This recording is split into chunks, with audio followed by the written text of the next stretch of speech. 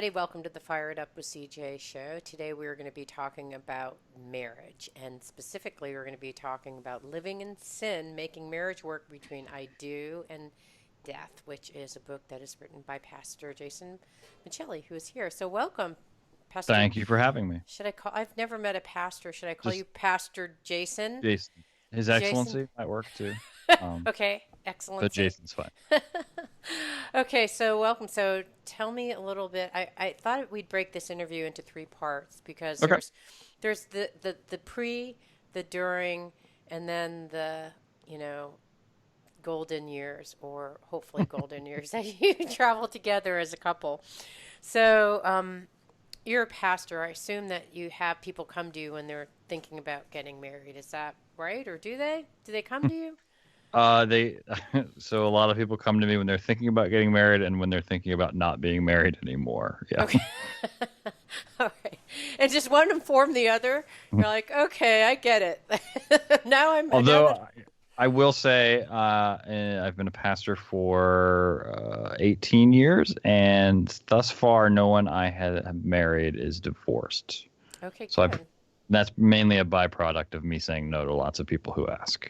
Interesting. Oh, wow. Okay, so when you say no, so how does it even work? Do people like, please, Your Excellency, please grant this, please, give us the blessing of this marriage, or how does it even work when people come to you?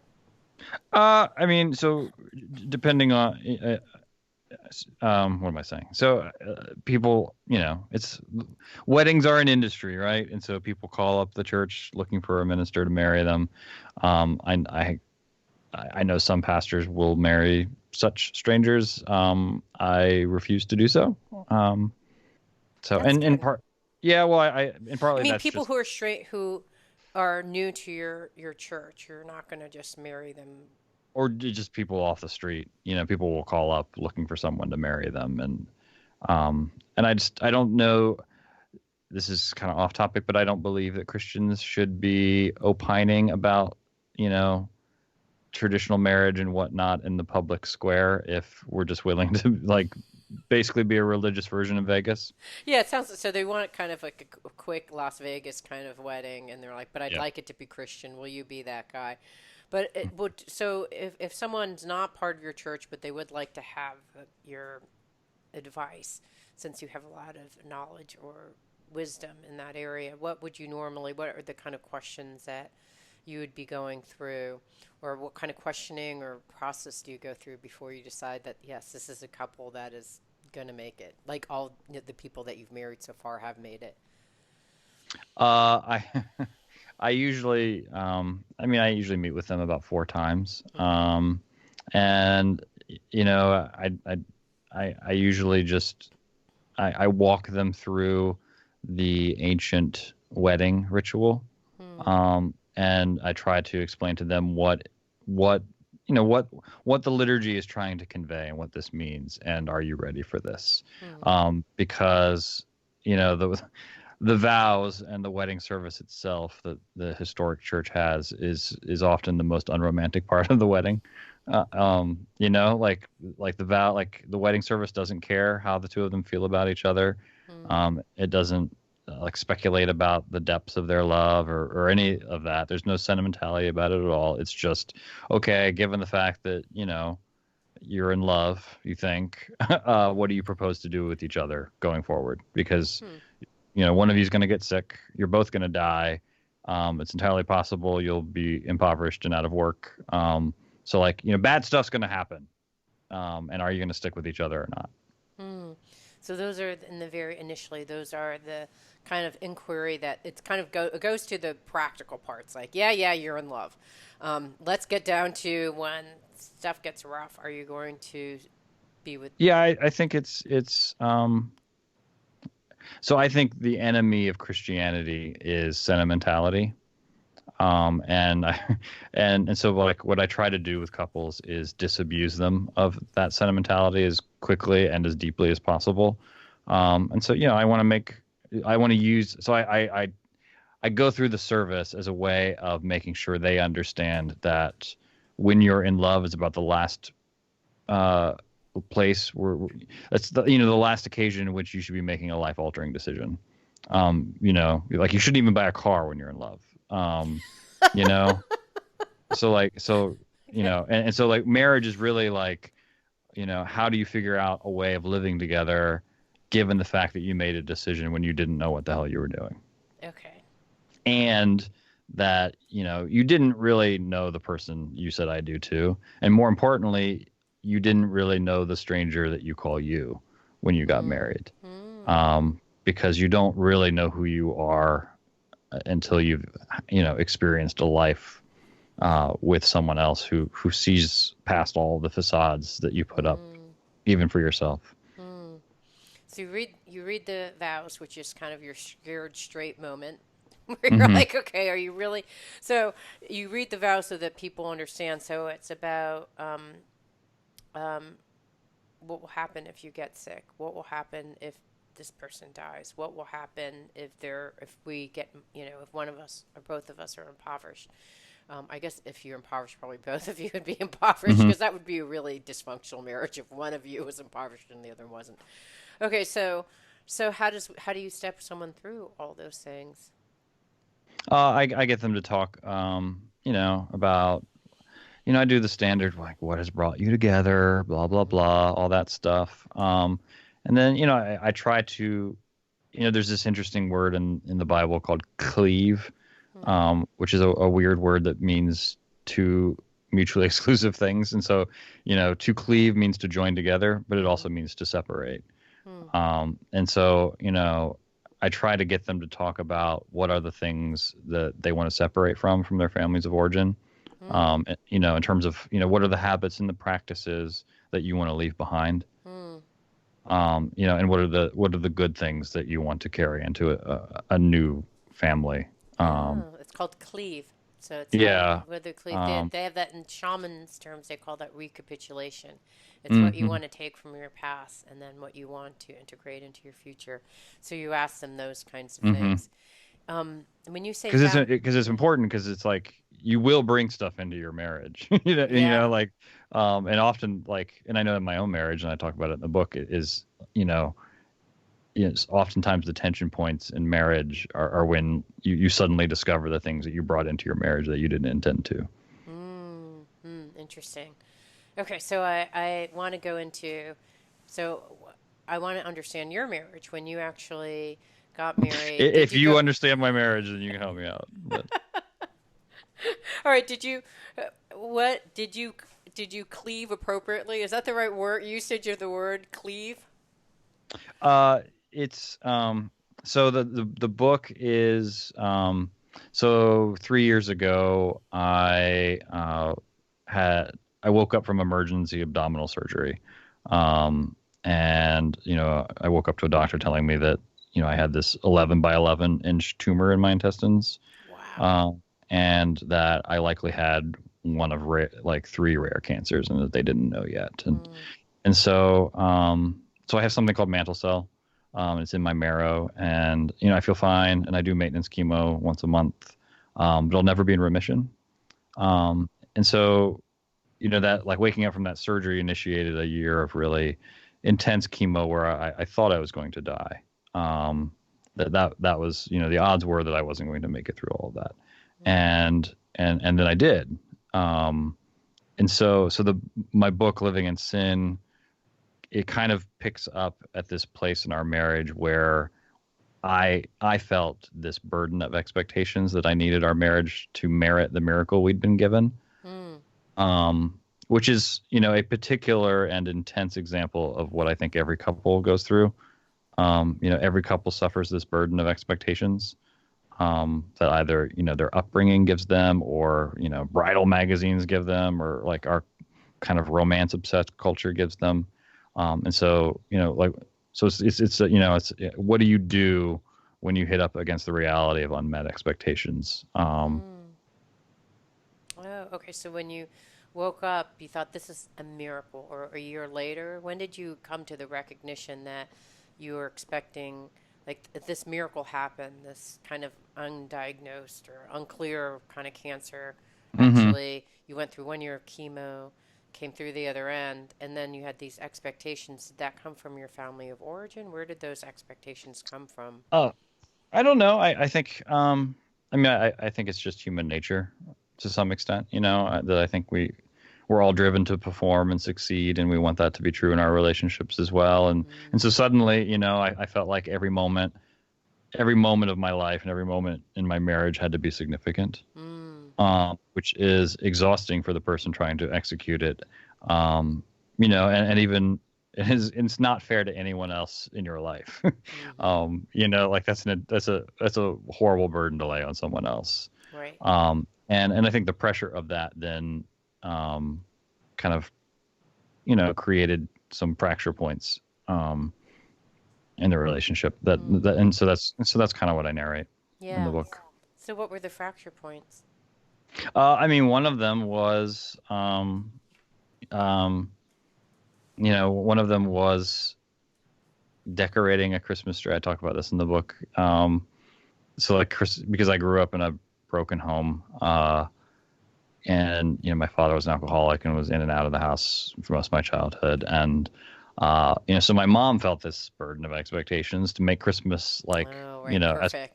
as perfect as possible. And most of my memories of my childhood are my mom kind of just reaching the end of her rope and like throwing the star from the top of the tree like down on the ground and just like getting pissed off and Mm-hmm. all of this. And so then like so that that habituated in me this like anxiety at Christmas, just Mm, decorating, yes. and projecting onto my wife behaviors that I saw in my mom. Mm, And that was a thing. So then so every Christmas, like I wasn't really present, um, mm, to my wife, and I was present to a version of my wife that wasn't really there. mm. um, and so and that's something I don't think I realized or appreciated until we were in this kind of new period. Ah. Okay, so your family of origin, in your case, your mom and your dad being an alcoholic, kind of created this scenario, which then, after the cancer, you're decorating the tree and like all these expectations about what Hmm. Christmas should be, kind of like boom, there you are decorating the tree, and it's like this kind of powder keg Yep. of Yep. possibility at that point. So when was the moment where you thought, when you hit that breaking point, that you thought, wow, there are these fractures that, several fractures that you hit a tipping point that you thought, okay, I got to figure out what's going on. There was, and I narrate this in the book. There was a wedding I was presiding at for someone who had grown up in my church, um, and so I had just had what I thought was like a relapse, Mm, um, and at the time I looked like my uncle Jim, who died of leukemia when oh, I was about my boy's age, and so I think I had in the back of my head that um, so I knew that um, my uncle Jim's wife, the stress was such that she ended up having an affair with oh no, her grief counselor, oh you know. no, And oh so my like God. I think I had in the back of my head that being married to me wasn't worth all of the stuff that went with it. And so there I am presiding at this wedding, and in the wedding sermon, there's this like cliche that every preacher's sermon is really for the preacher. Yeah, And I've never maybe heard that that. um I like that. and so like and I realized that what I had done in that wedding sermon, because it was all a lot of like, you have to like love is a verb, not an adjective. And like you have to like do love for the other person whether you feel like it or not. And it was all this like heavy like exhortation, Right. right? And I realized that like what I was doing was like I was preaching out of my own insecurity about like my wife being willing to stick with me given everything that came with me. Right. um, and um, so that was like an epiphany for me. Yeah. Where you're like, wait a second, this sermon's really about me and all these expectations that I have on. Well, yeah, and then as I tell it in the book, like after that, we were at the reception, and I hardly ever go to receptions. I hate wedding receptions. But we were there, like our whole family, and um, the groom's mom had recently had a stroke, and she couldn't walk very well. And so at one point during the reception, like her husband just picked her up and carried her to the dance floor, and was Oh. like, and was just physically Oh. holding Oh her, my God. Wow. um, and she, that woman that had been my son's like preschool teacher, and so he was Oh. looking at her and asking questions, and my wife was explaining what marriage means to my son about that couple, but really she was talking about us, Mm. um, and just like the the unconditional nature of the promise. So Oh, that's beautiful. Wow. it's even better in the book. I just heard about you a couple days ago, so I haven't had a chance to read the book. You can shame me if you want. You're fine. You're fine. Okay. So okay, so you had this aha moment or aha moments, and usually they probably don't come as a moment, but they're sprinkled throughout time. What did you do when you realized that you yourself had family of origin issues? Uh, I don't know what I did. So I mean, part of so like the way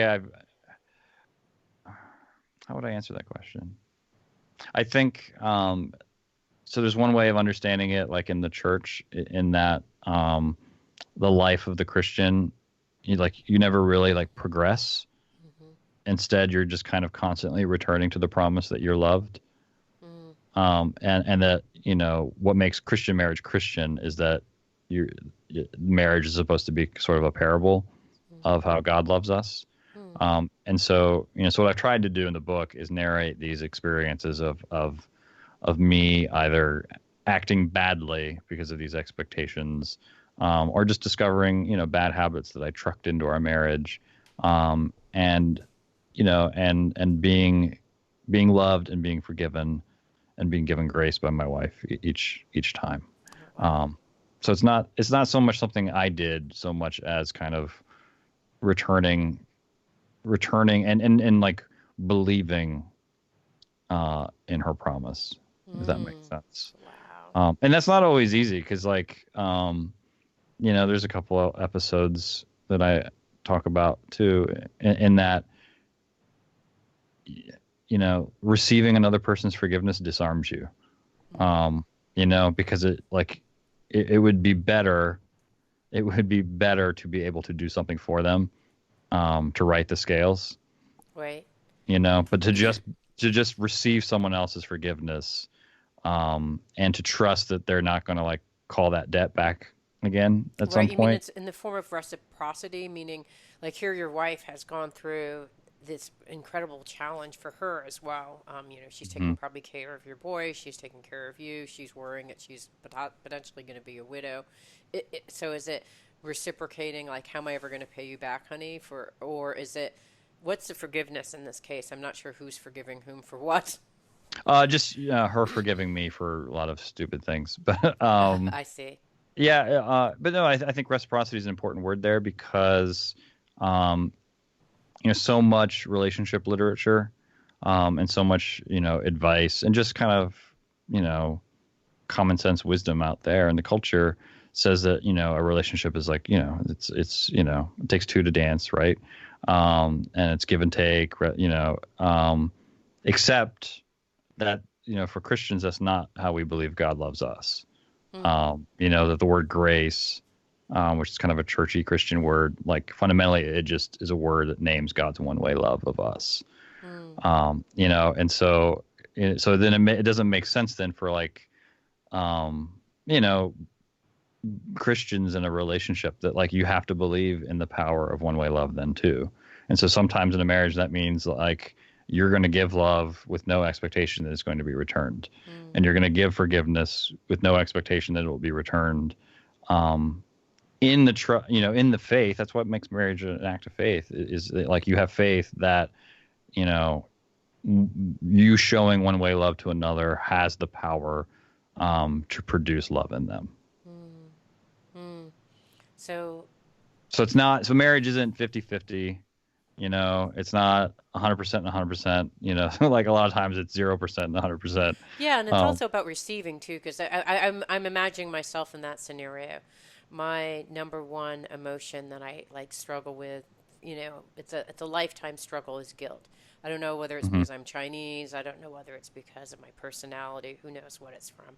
But I would have felt so guilty under the scenarios that you're talking about. And one of the mhm, things that has been hardest for me, even just today, like moments, I have like a splitting headache. Just moments ago, I had a concussion, so my brain is mhm, not quite right. mhm, And I had the misfortune of calling the credit card company and AT&T to handle some transactions, and that will give anyone who already is suffering from a concussion a mere mhm. breakdown. And so my husband said, "Well, how about if I do this other thing you have to do this afternoon?" And I thought, well, I can't do, I told you I would do it. So I just, and part of it is just being able to receive, Mhm. which is really Mhm. hard. I mean, how were you, was it through this idea of unconditional one way love that allowed you to receive the love? Yeah, I think that the way I put it in the book is that, I preach on Sundays and my wife preaches every day. Um, that Yeah, that's nice. that like and not like that she's like preaching at me, but like, her willingness to show grace and to forgive, um, you know, little by little helps me believe that I'm forgiven. Mm, And so, and little by little that undoes my need, which I think all of us have to balance the scales. mm, So I think a lot of what's behind our desire to have 50-50 relationships is our desire to be in control and to right. not be vulnerable to another person. Right. Wow. Wow, that's interesting. So, even allowing yourself, so if you think about it, I'm going to be vulnerable and receive, which is something that a lot of us don't like to do. Oddly, we feel like we do, but oddly, I don't think we do, because then we can't be in control over how we receive, what we get, etc. Yeah, I think it's and again, not to make it like too super religious or anything, but like, Jews and Christians are people who believe that God creates by speech, and God said, and that Christians call Jesus the Word. And so, so that means like, in our traditions, like words have incredible import. Hmm. And so like, one of the things I do with couples who are about to get married is to make them realize like, what you're doing when you say I do is you're giving this other person um, incredible power to do damage to you just based on the words that they'll say to you. Mm, Um, because like give it some time and they're going to know like all of your flaws better than you do. mm, And so like that's a huge bestowal of trust mm, onto another person. mm, And so like, like feeling like you're in love with another person is not sufficient grounds to be entering that kind of hmm. relationship. To my husband's credit, when we were thinking about marriage, he said, "I just need to ask you, are you going to let me take care of you? Because honestly, if you won't let me take care of you, like this is not going Hmm. to work."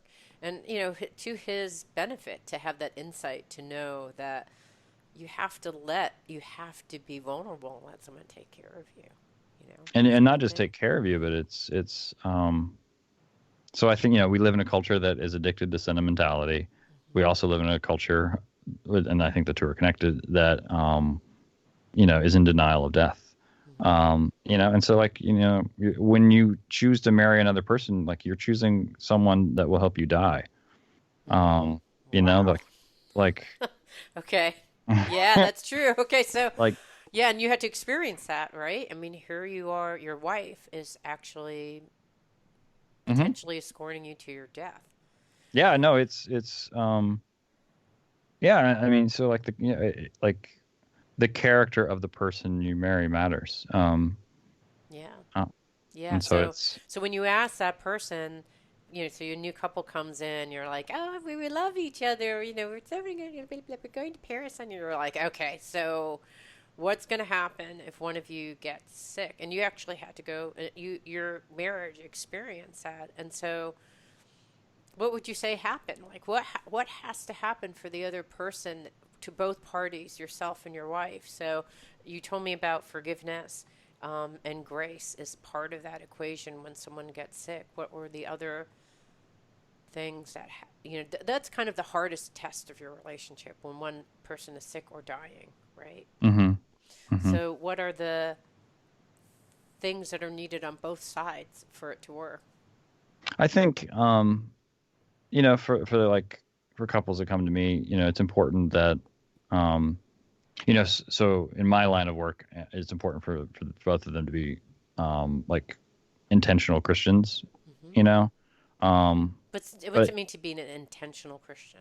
that like you're not asking me to do the wedding because grandma wants someone with a collar at the wedding, Oh, okay, that it means more than that to you. right. But to take it out of just the religious context, I think, there needs to be some shared values between the two people. Hmm. Because I've done what I do a lot, and I see a lot of people in situations like I was in, and especially like people's children die, and there's a whole lot of Mm, circumstances that happen to couples, that it ruptures the marriage, mm, and often when it didn't have to. mm, And so, if you don't enter into that with someone that, um, has the same sort of kind of faith or value as you, it's just, it's like going into battle naked. yeah, Almost. yeah. So shared values is one of the things that. But don't you just want someone with values? It's just so. For example, let's imagine That would that you have. also be true. Yeah, I mean, it's a, you could have someone like, hey, if you get sick, I'm out of here. Actually, if you get sick, I'm out of here. You're like, okay, you're perfectly matched.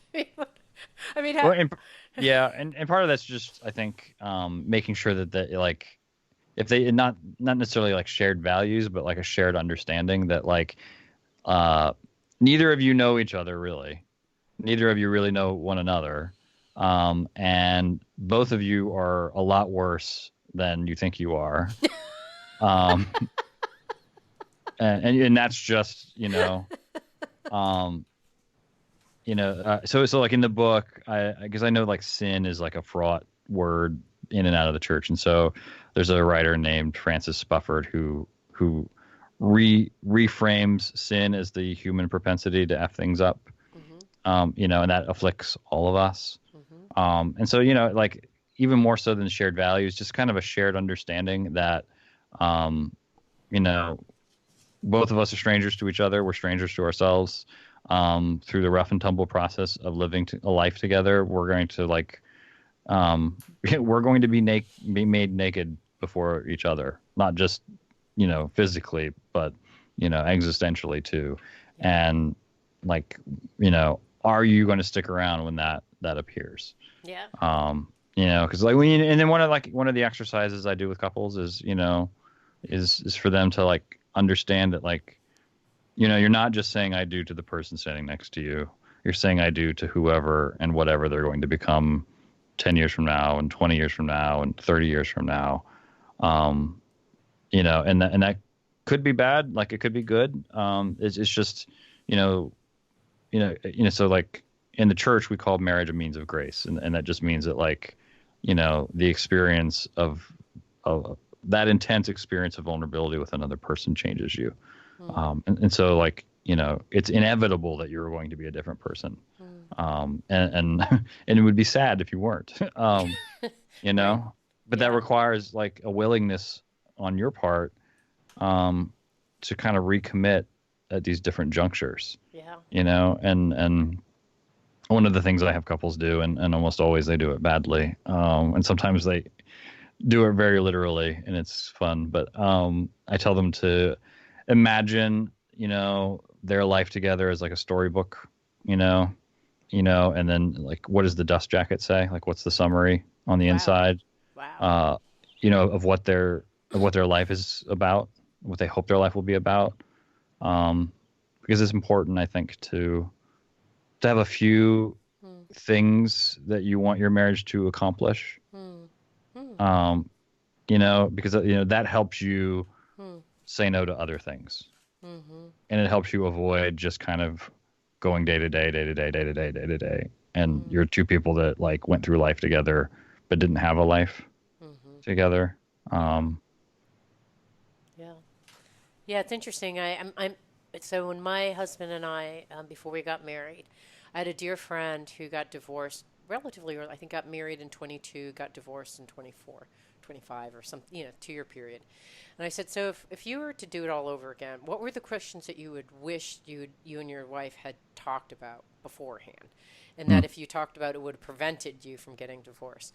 So he wrote, and I wish for the life of me, I wish I had this list. It was a list of like 20 questions, and they had to do with, how do you deal with friendships, and when you want to go someplace and the other person doesn't want to go, mm-hmm, or mm-hmm, how do you want to deal with um, money? mm-hmm.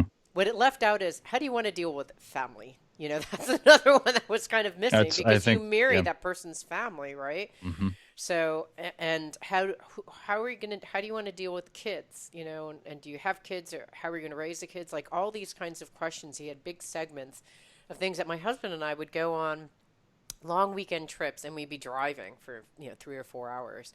I'm like, okay, let's answer this one. And we actually hadn't even decided that we wanted to get married. It's just like, we know that we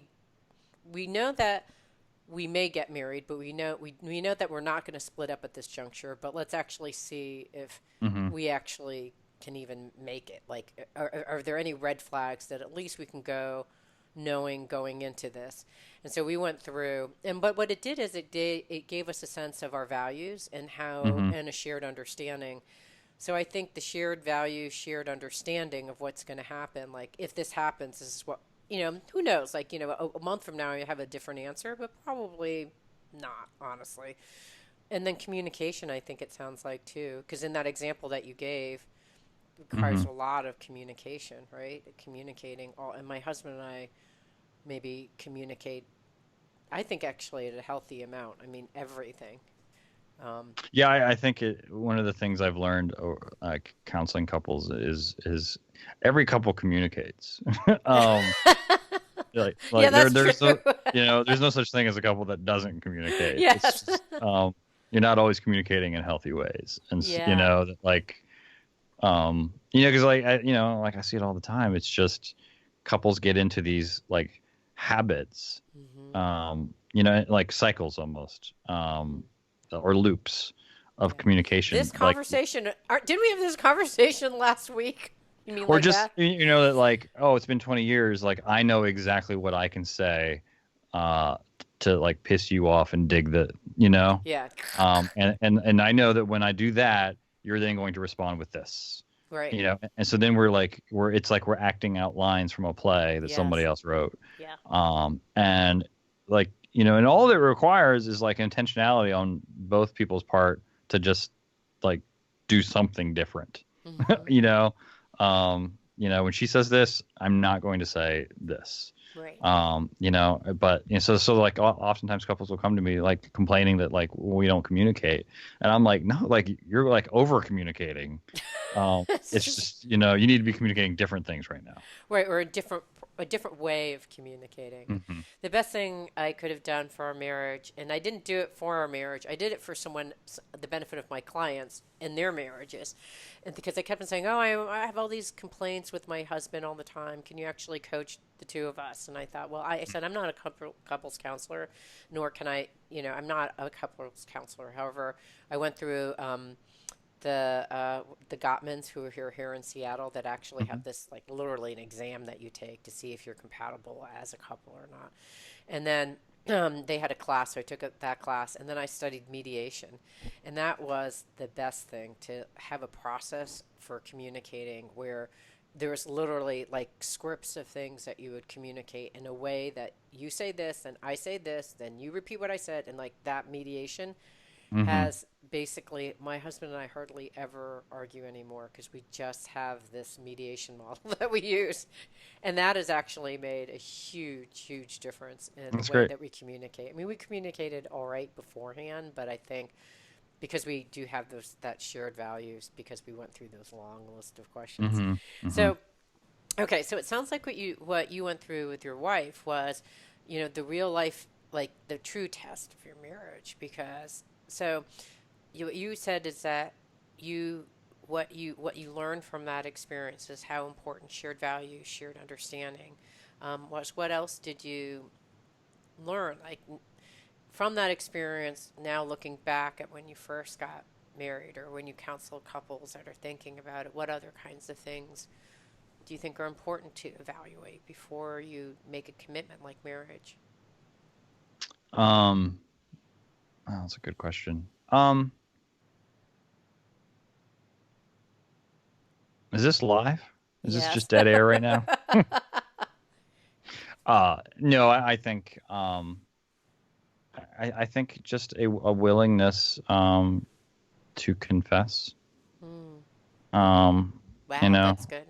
um, and that's and I think it's because I do think it's analogous to a religious experience in that I think the closest approximation we get to how God looks and loves us, looks at and loves us, is when we receive forgiveness from our spouse and we know that we didn't deserve it. Mm. Mm. Um, and yeah, so I think a willingness to say I'm sorry, um, not only is good healthy marriage advice, um, but I think it's a that opens you up to an experience of grace that is even more important than like your marriage or your relationship. How does that open up? How does that open you up to something bigger? Saying I'm sorry. I think to receive an undeserved mercy. That is the very definition of grace. And I think that's what makes every marriage sort of a sacrament. Mm. Um, and so like maybe one of the things I've learned that I would counsel people in is to realize that like it's not that like the wedding is the religious part of like your marriage. It's like your marriage is the religious part of your marriage. And to go into it with a You mean the actual willingness. being married, the years of being married is the religious part. Yeah, that like yeah, like the vulnerability coupled with the ability to receive a mercy that you certainly do not deserve. Um, that like that like what you're entering into is the potential to like be encountered by something much you know more mysterious than the person you're married to. Mm. Mm. All right, so I want to go back to we started off with like what kinds of things. So I'm hearing forgiveness, grace, and mercy.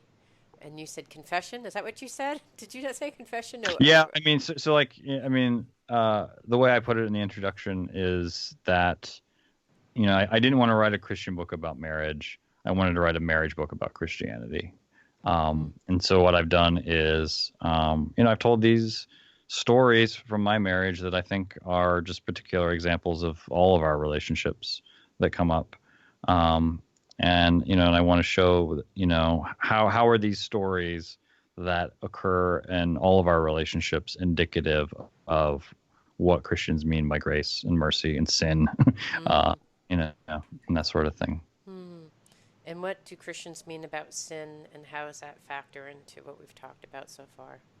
Um, so this is getting very insider baseball, but no, so St. Paul, and then Martin Luther, the reformer after him, talked about how um, the commands, that were given in Scripture, actually elicit the opposite of their intent. And so, what that means is that, like, when we're told to do something, we feel it as an accusation. Mm-hmm. We're Yeah. different enough, and anyone with children knows that that's true. Tell a kid not to touch that, and that's the first thing that he's going to touch. Right. And so, primarily what Christians mean by sin is kind of the not good behavior that is elicited when we feel ourselves accused by some sort of standard or expectation. Mm. Um, and so like the way I put it in the book is, so there's that scene at the end of Saving Private Ryan where Mm-hmm. like Tom Hanks knows he's going to die now, to save Matt Damon's life. Mm-hmm. And he takes off his dog tags and he puts them in Matt Damon's hand and he's like, earn this, you know? Mm. And like, that's like the worst ending to any movie ever because like no one should ever have to like live up to that sort of like burden. It's terrible. And that's what, and Matt Damon, like at the end of the movie and he's old and he's staring at Tom Hanks's like tombstone, and he looks over to who I guess is his wife and he's like, did I earn it? Like he still doesn't know. Like Oh he's an gosh. old man and he still doesn't know if he's lived up to this expectation. Um, and so, I think Saving Private Ryan is a good metaphor for everybody's marriage. And that sort of unseen standard in our heads that we all have from whatever, our parents' marriage, our best friend's marriage, whatever we see on Instagram that like accuses us of not being as good as, um, you know, that that elicits in us behaviors that aren't really helpful to anybody in our lives. Mm. Uh, and that actually is what Christians mean by sin. So when you're trying to live up to expectations and in doing so forget basically that you're loved by God regardless of what's happening, whatever Yeah, you're yeah, doing, like it's just your love. yeah. Like And you, so, like, there's a French atheist philosopher. It doesn't even have to be religious. Alain de Botton. The way he puts it is expectations are the enemies of love. Uh, mm, you know, and so like that's the way in which I use the word sin. mm, mm. Wow, very profound conversation. Okay, I thought you were supposed to be a jokey guy. Yeah, What the heck happened? I think I said pissed off at one point. I said that. Okay, so all right, now we're just going to go deeper down the well of meaning. So you're facing death, which I'm wondering now that you've faced death, what you understand about death that you didn't before experiencing that yourself. I just a light question to throw out there in the next 6 minutes. I mean, I think so. I mean, with what I have, the way I put it in the book is that every day feels like Ash Wednesday. And so Ash Wednesday is a day when Christians put ash on their forehead and remember that from dust you came and to dust you shall return. Mm, That no one gets out of life alive. right. And so I think one of the things I've learned is it makes you aware that every death is felt in individual numbers. In the sense that especially with all the things that are in the news, like we tend to think of like how many people died.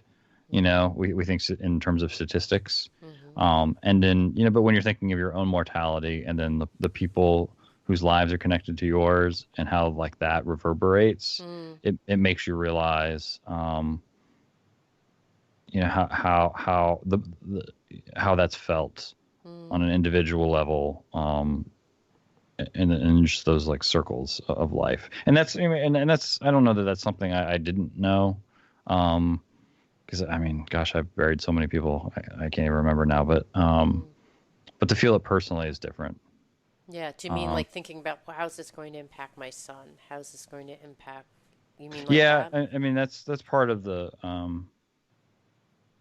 book too. Is to so as I was coming out of my year of intense chemo and I was feeling better and I was starting to look more like myself, so I was coming out of grief, and the energy that keeping everything together required from my wife and my kids was such that as I was feeling better, um, emotionally they were just starting to enter the grief stage.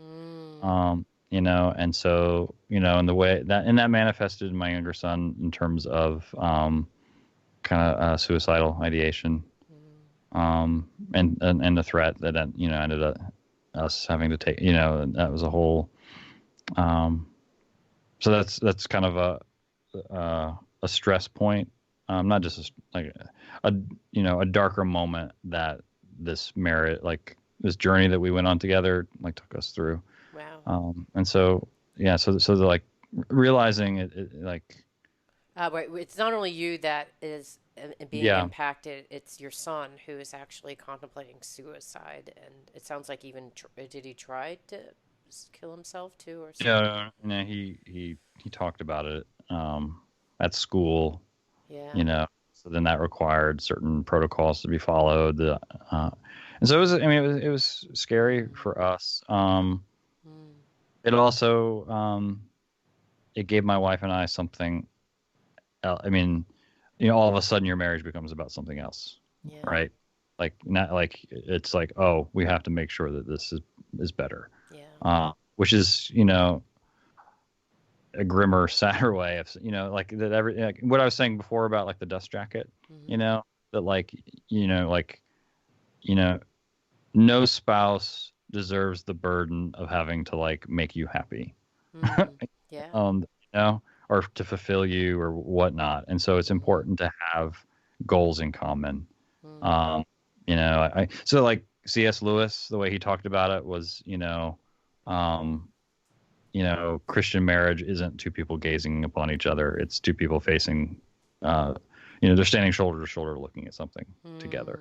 yeah. Uh, and so for a time, my son became that for us. Mm, And so yeah. that's a darker example of something that I think every marriage needs. Well, I mean, I'm not a Christian, but as I don't. My whole goal was to like recruit you. Yeah, I could be recruited. I mean, I like a lot of the ideas that you mentioned, um, but I think that if God come be chose you, crucified with us.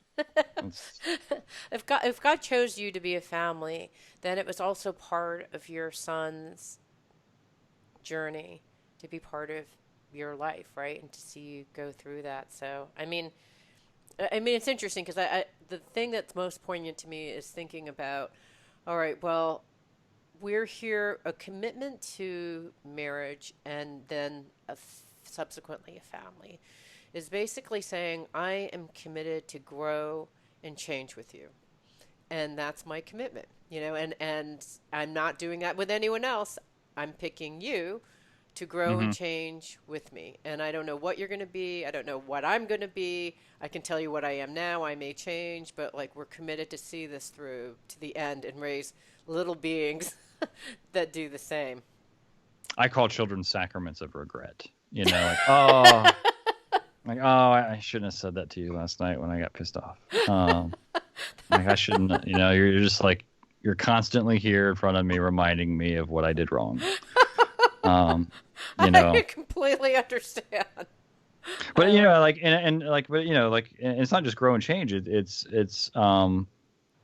So it's weird. So like, like the beginning of the wedding service begins with, it's not like, well, marriage is based on Adam and Eve. Like it's none of that Yeah. stuff. It's And like wait, actually, Jesus. I want to continue the conversation, and I have to do a quick thank you very much.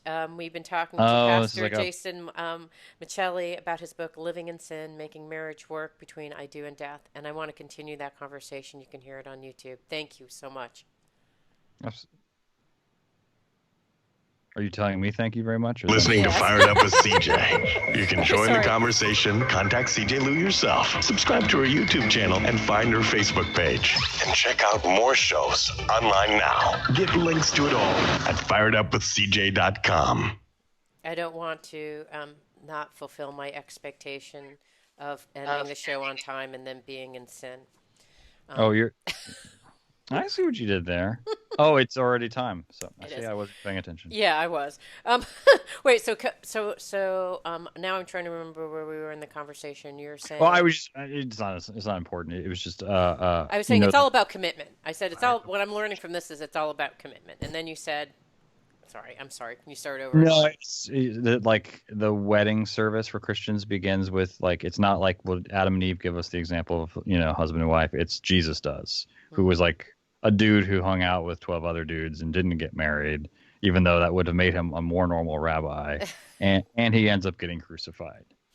So so like if you really want to do this, like but like to speak, I think marriage is often a time like you're like agreeing to bear one another's crosses too. Mm, yeah.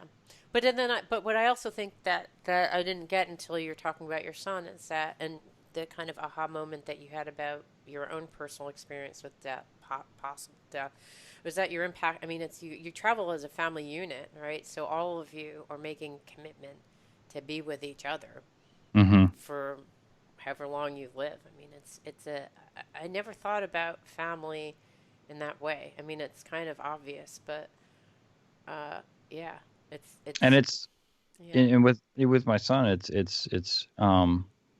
not just that your spouse has a shadow side to them that you don't get to see until after you've been together for a while. It's that your kids do too.